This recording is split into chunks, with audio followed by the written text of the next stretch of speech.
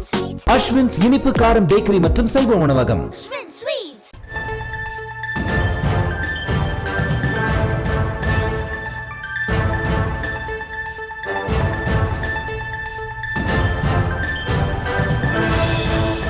அண்மை செய்தியை பார்த்து வருகிறோம். குற்ற வழக்குகளின் விசாரணையில் புலன் விசாரணை அதிகாரிகள் மெத்தன போக்குடன் செயல்படுவதாக சென்னை உயர்நீதிமன்றம் வேதனை தெரிவித்திருக்கிறது. தொடர்ந்து விவரங்களை செய்தியாளர் மதியழகன் வழங்கிட நாம் கேட்கலாம். மதியழகன், வணக்கம். விரிவான விவரங்கள். திருவாரூர் மாவட்டம் நன்னிலம் காவல் நிலையத்தில் பதிவு செய்யப்பட்ட கொலை வழக்கில் புகார்தாரராக குருசாமி என்பவர் குற்ற சம்பவத்தை வீடியோ எடுத்த மொபைலை காவல்துறையிடம் ஆதாரமாக வழங்கியிருக்கிறார்.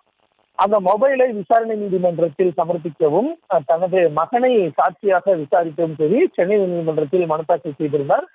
இந்த வழக்கை விசாரித்த நீதிபதி டி வேல்முருகன் மனுதாரர் காவல்துறையிடம் அளித்த வாக்குமூலத்தில் மொபைல் பற்றி எதுவும் குறிப்பிடாத நிலையில் அதனை ஆதாரமாக சேர்க்க முடியாது என கூறி மனுவை தள்ளுபடி செய்து உத்தரவிட்டார். மேலும் பெரும்பாலான குற்ற வழக்குகளின் விசாரணையில் புலன் விசாரணை அதிகாரிகள் மெத்தன போக்குடன் செயல்படுவதாகவும் புகார்தாரர்களின் உணர்வுகளை புரிந்து கொள்வதில்லை என்றும் நீதிபதி வேதனை தெரிவித்திருக்கிறார்.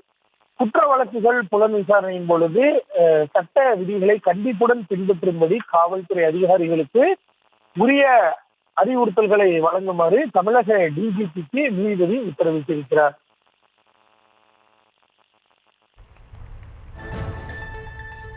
விவரங்களுக்கு நன்றி மதியழகன்.